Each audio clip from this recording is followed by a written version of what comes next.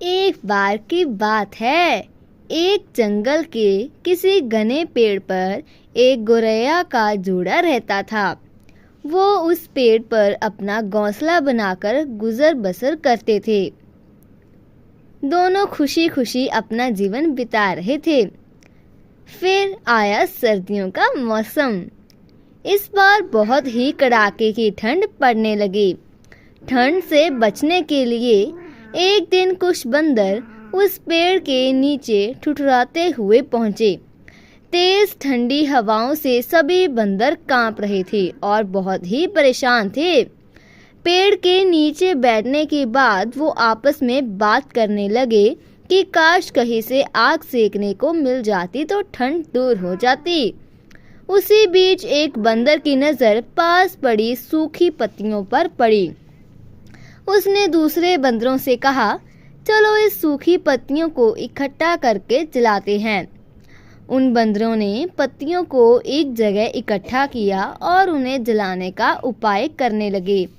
यह सब पेड़ पर बैठी गौरैया देख रही थी। यह सब देखकर उससे रहा नहीं गया और वो बंदरों से बोल पड़ी, तुम लोग कौन हो? देखने में तो तुम आदमियों की तरह लग रहे हो, हाथ पैर भी है, तुम घर बनाकर क्यों नहीं रहते? गौरैया की बात सुनकर ठंड से कांप रहे बंदर चिढ़ गए और बोले, तुम अपना काम करो, हमारे काम में पड़ने की ज़रूरत नहीं है। इतना कहने के बाद वो फिर आग जलाने के बारे में सोचने लगे और अलग अलग तरीके अपनाने लगे। इतने में बंदरों की नज़र एक जुगनू पर पड़ी। वो चिल्लाने लगा, देखो ऊपर हवा में चिंगारी है, इसे पकड़कर आग जलाते हैं।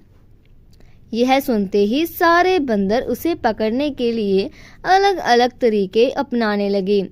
यह देख चिड़िया फिर बोल पड़ी, यह जुगनू है, इससे आग नहीं सुलेगी।